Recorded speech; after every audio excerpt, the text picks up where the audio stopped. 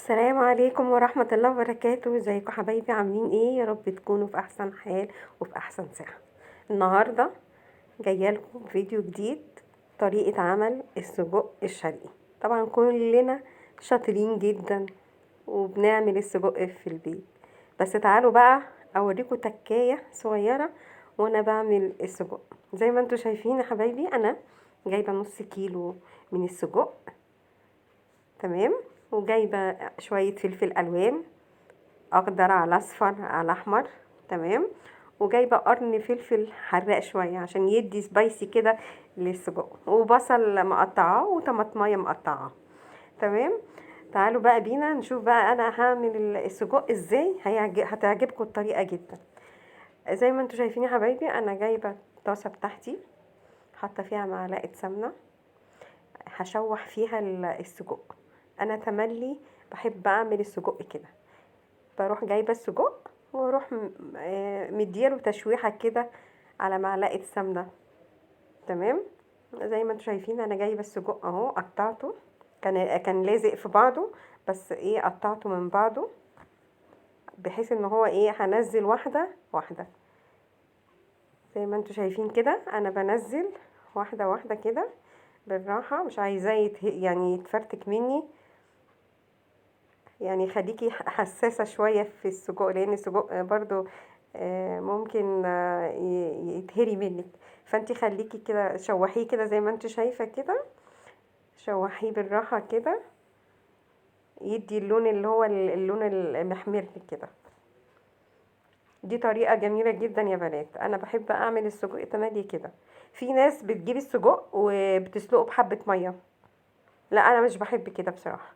وبيدلقوا طبعا الميه، بس انا ما بحبش اسلقه خالص. انا بحب اشوحه زي ما انتوا شايفين كده يا بنات، بديله تشويحه كده لحد ما لونه كده يدي اللون الحلو ده اللي انتوا شايفينه، تمام. خليكي بس ايه، حساسه معاه شويه، بالراحه كده وانتي بتقلبيه. زي ما انتوا شايفين كده يا بنات، انا بحاول اقلبه من ناحيتين، اديله تشويحه كده من الناحيتين، يعني بحيث ان هو يديله لون حلو كده، اللون الوردي ده.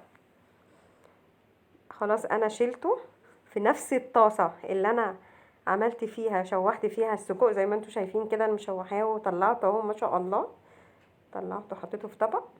الطاسة اللي هي عملت فيها بنزل فيها البصل، هعمل كل حاجة في نفس الطاسة، لاني كان مكانها سمنة ومكانها السجق، فعادي يعني يا بنات. فتشوحي بقى البصلايه مع على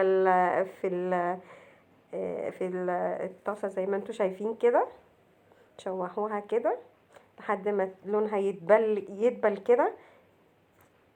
بعد ما لونها يدبل اديها سنه فلفل اسود. انا بقى مش هتبل يا بنات السجق، لان السجق اصلا كده كده متبل، يعني السجق اصلا من جواه متبل.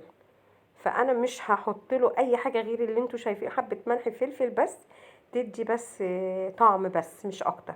لكن انا مش هتبل اي حاجه فيه.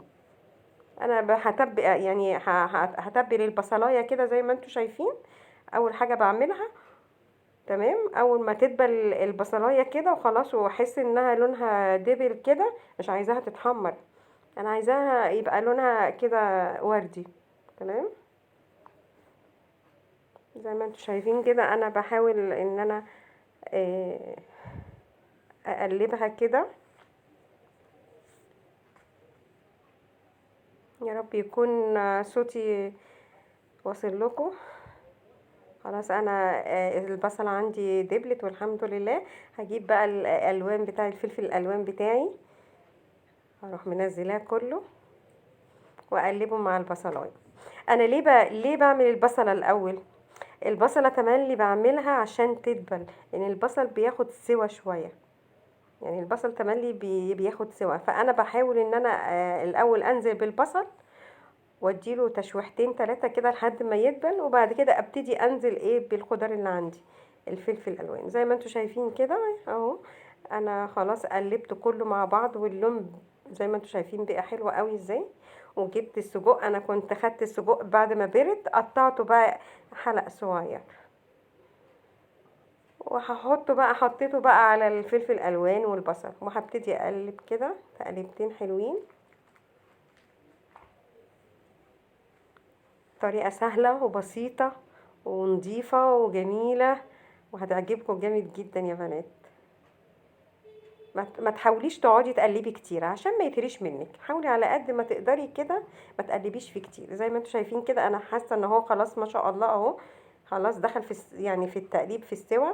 هنزل بالطماطم اللي انا كنت مقطعاها، هي قطعتين بس، تقطعيها حلق، تقطعيها التقطيعه اللي انت عايزاها، تبتدي تحطيها بقى على الفلفل الالوان والسكر، وبرده ما تقعديش تقلبي كتير وتسيبيه، هي 5 دقايق وتطفي النار. زي ما انتم شايفين يا بنات اهو السجق بتاعي الجميل، طعمه رهيب ومش شكرانيه في عمايل ايديا، بس تحفه. وسلطه والليمون المخلل بتاعي اللي انا كنت مخليلاه، وعملت جزر بدل اللفت خلص وعملت جزر، شويه مكرونه. ودي اكلتي النهارده يا بنات والله، وطريقه سهله وجميله وحلوه قوي، هتعجبكم جامد جدا. اتمنى الفيديو يكون عجبكم وطريقه السجق تكون عجبتكم. يلا بقى لايك وشير، واعملوا لي بقى تعليق حلو ودعوه حلوه بقى. اتمنى الفيديو يكون عجبكم، ان شاء الله هعمل لكم حاجات كتيره تاني، واستودعكم في حفظ الله، والسلام عليكم ورحمه الله وبركاته.